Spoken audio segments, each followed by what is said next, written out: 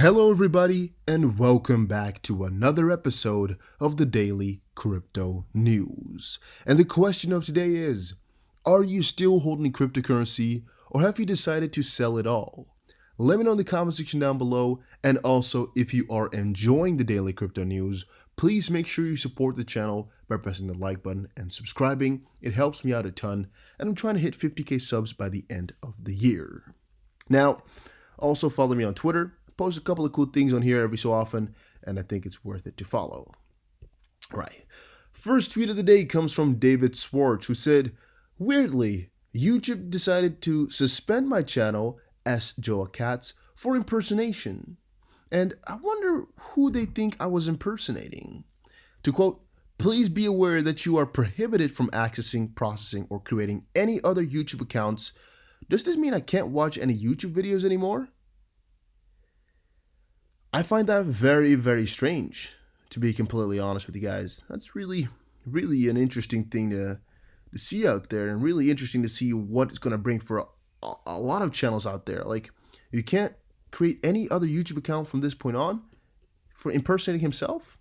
It's a little bit odd, a little bit strange, and I don't know how they could match those things up. Like, it's just showcasing once more that they don't have a good way to fix the whole impersonation / scam problem, and they'll just crack down on it all. They'll just try to ram it all into the floor, but I guess it's just a little bit of a waiting game. We'll see as the changes roll by here what is going to be coming from this.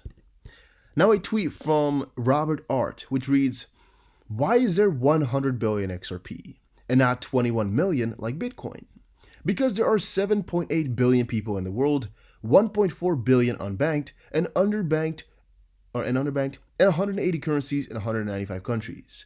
That's 12.6 XRP per person. Suddenly, 100 billion isn't so much, is it?" And this is really one of the stupidest things I've read in my life, I believe. All right, and I've read a couple of stupid things before. There's literally nothing of value in this little talk right here. Maybe the only thing we can fetch is that there's sometimes people complaining why there's so many coins, but I have not seen that in a very, very long time.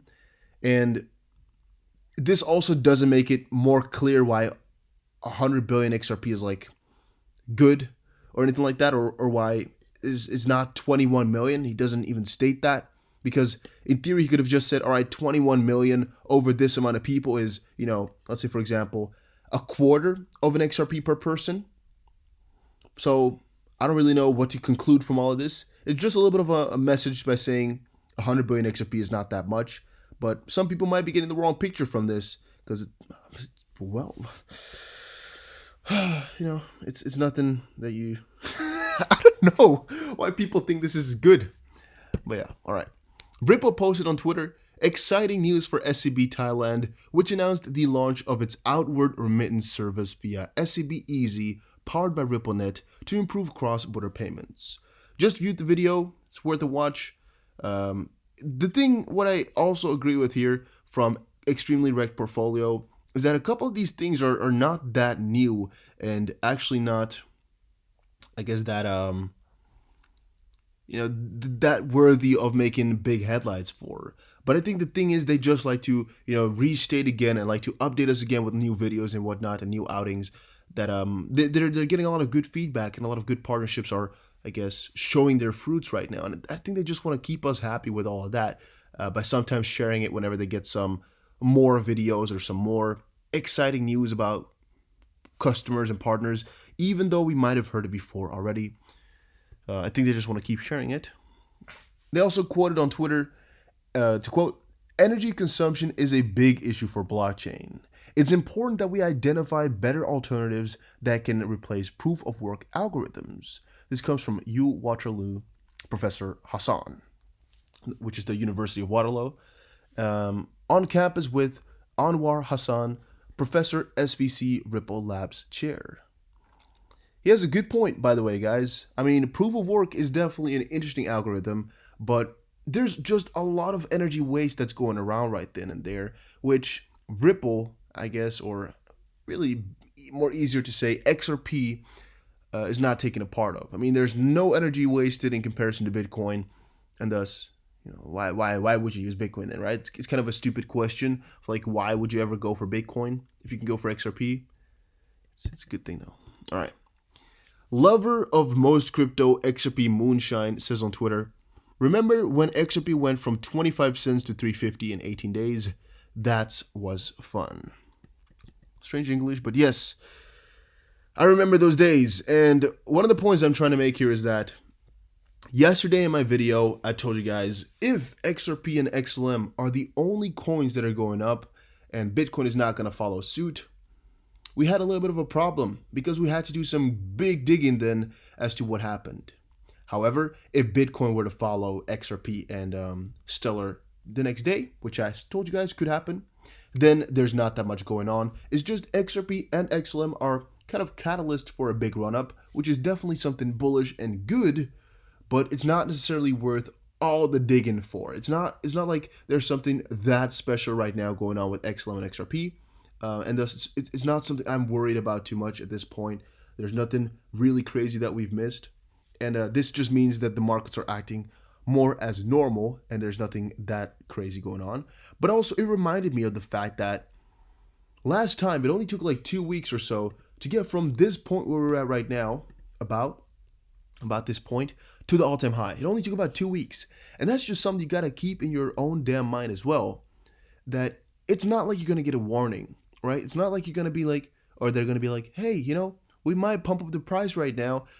Everybody might FOMO in right now, so better prepare and buy in. It's not going to be like that. When the prices rise, they're going to be rising hard, and there's no stopping it, and no stops, no breaks, no nothing, right? And it's something we should keep in the back of our head. Everything moves really, really fast when it's on good pace.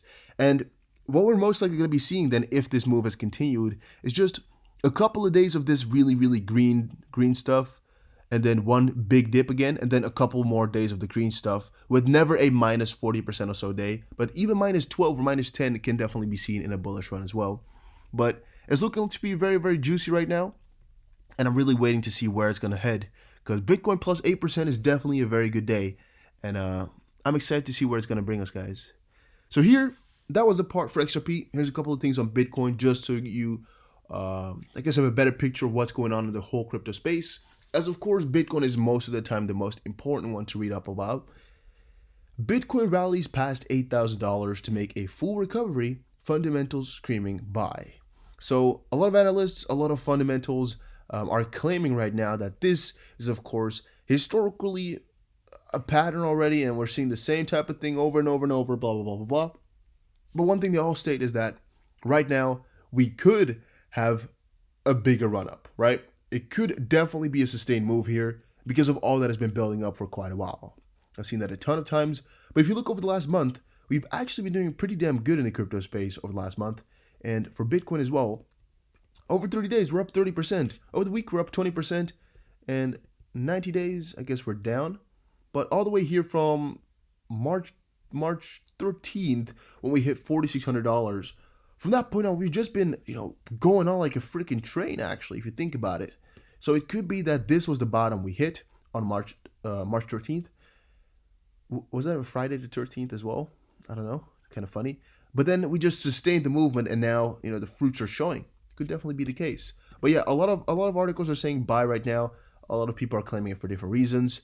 Racked Capital says the 200 EMA is an important gauge of long-term investment sentiment towards Bitcoin. If price is below it, people are bearish on Bitcoin. If price is above it, people are bullish on Bitcoin. Bitcoin has made it back above the 200 EMA, thus people might be more happy with it at this point. Interestingly, short-term holder Nuppel has also entered the hope zone.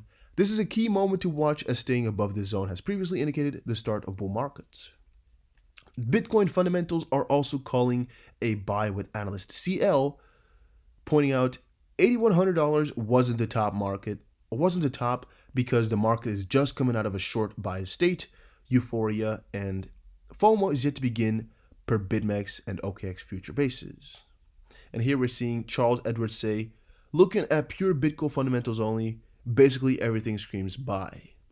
And last quote, however, once people realize that the event doesn't have an impact short term, this is talking about the halving, Sell pressure will also be strong. Stay calm and have a plan going into the halving, which is something I've told you guys about tons of times. The halving might be a very big letdown, so please do not anticipate some crazy gains for the halving to come. And I also don't know for sure whether or not this is halving FOMO that's going on right now, which definitely could be, or if it's if it's something else related, just some bullish momentum from, I guess, something else. It could be a lot of different things. But even if it's halving FOMO, then it will most likely turn around just before the halving, or maybe even a week before the halving, maybe a couple of days before it. But we'll see and have to watch for the catalyst and the I guess the indicators. Bitcoin price analysis: Bitcoin USD must break and hold above 8,000 for greater bull action. We did.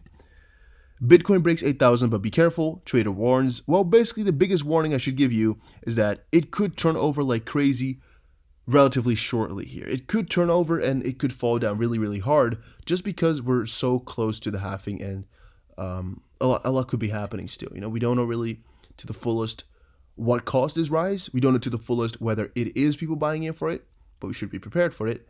But right now, a lot of people are very, very bullish, very hopium-ish, and that's always scary to go for, or scary to kind of follow along with, because they're very indecisive. They switch over like a snap. Bitcoin price going to 13K. It can't be ignored, top trader. BS, right? It could happen, but it's no fact. It's Galaxy BTC. They do this very often. These types of very outspoken things. So yeah. And last but not least, Bitcoin pre-halving momentum takes the price above $8,000. What's next? We just covered it. There's a couple of different scenarios. Most analysts right now are very, very bullish, but with a warning stating that it might turn over like the rise of dawn. So very, very careful is how you should be working right now. All right, guys, thank you all for watching this episode. Hopefully you enjoyed it and learned something new. If you did, make sure you press the like button and subscribe. See you guys again in another crypto video later today, and take care, everybody.